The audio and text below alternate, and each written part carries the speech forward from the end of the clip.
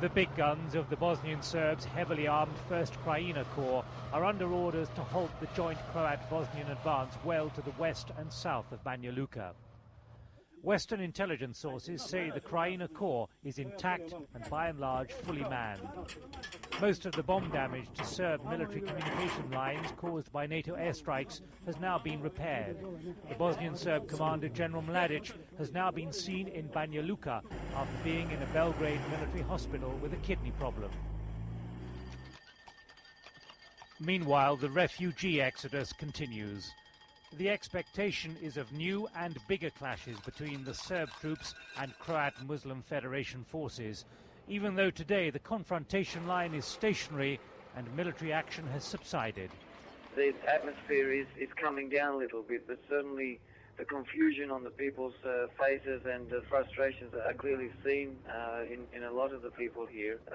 Materials and facilities inside each and every town show signs of exhausting itself, so people are becoming very much aware that the situation at hand is a very dramatic one.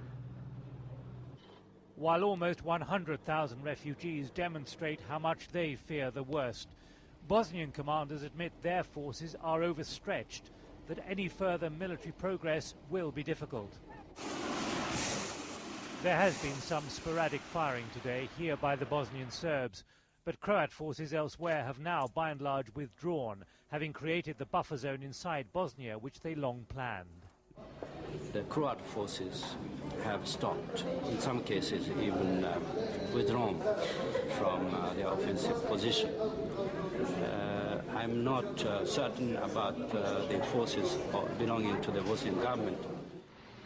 But bust into this standoff from Serbia proper have come some 1,000 Serb paramilitaries, the Tiger shock troops of the ultra-nationalist leader Arkan, who led the reign of Serb terror and ethnic expulsion of Muslims around Banja Luka in the first 2 years of war.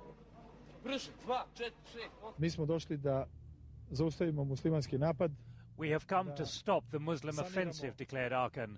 We will fight to the last man. 3 years ago, Arkan and his soldiers acted on the orders of Serb President Milosevic. The question today, with both humanitarian organizations in Banja Luka and tens of thousands of refugees fearing the worst, did Milosevic order Arkan into northern Bosnia this time? Even the Bosnian government think not.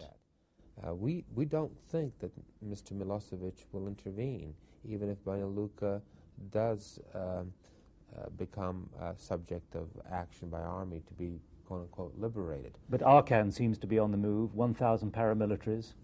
Well, that is the real point. As long as you have people like Arkan and people like Mladic running around in places like Banja Luka, then you really don't have peace. There is clear evidence of Bosnian military impatience to expel these Serb forces from the Banja Luka region and to liberate its remaining Muslim population. Because at the same time, Serb expulsions continue. Here, for example, ferry loads of Croats being forced into Croatia today. Hundreds of Muslims suffering the same fate in the south around Doboj. As for Banja Luka, the Bosnian government say they want a political, not a military solution to make it multi-ethnic, including Serbs. But those who orchestrated all the horrors, like Bosnian Serb leader Radovan Karadzic, who today visited the city, must be expelled or arrested. They're responsible for terrible crimes in that area, and as long as they stay in that town, no refugees will have the opportunity to come back. You are prepared to negotiate with the Serbs on Banja Luka then? Not only are we prepared to negotiate with them, we are prepared to say that Banja Luka can stay as part of a Serb entity.